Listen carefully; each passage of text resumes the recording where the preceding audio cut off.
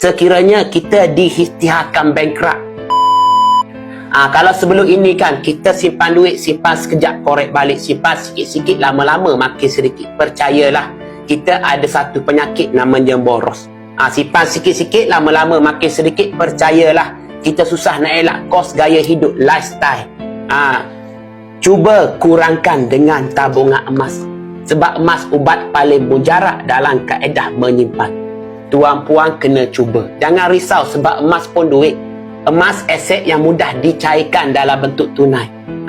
Sepanjang saya buat bimbingan ilmu emas, tak pernah lagi saya dengar orang yang banyak emas bertambah setiap kali ada duit, bertambah setiap kali gaji. Jatuh miskin secara mendadak. Tak pernah tuan-puan, tak ada pun. Sebab apa? Sebab aset emas ni tak ada dalam sistem keuangan. Kerajaan tak boleh bekukan aset emas. Kita ambil contoh yang baik yang berlaku kepada sajak. Semua orang tahu sajak aset-aset lain dibekukan oleh kerajaan. Sajak lari luar negara hanya bawa 4 kilo emas. Sebab apa? Sebab aset emas tak boleh dibekukan oleh kerajaan. Itu berlaku kepada sajak.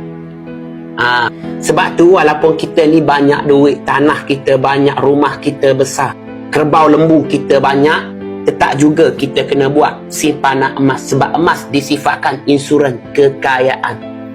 Kita tak tahu apa akan berlaku. Kena tahu tu. Sekiranya kita diisytiharkan bankrupt, sekiranya kita dijatuhkan hukuman penjara, aset-aset lain boleh dibekukan oleh kerajaan. Itu pentingnya kita bersedia. Semua kita harapkan yang terbaik, itu betul.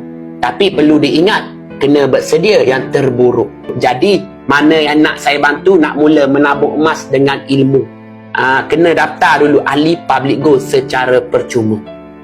Pergi dekat bio TikTok saya tu, klik link atas sekali. Nanti tuan-puan akan jumpa satu perkataan daftar percuma. Daftar sahaja. Selepas daftar, saya akan invite dalam grup support dan terus bagi bimbingan. Saya akan guide buat tabungan emas dengan ilmu. Permulaan modal yang kecil.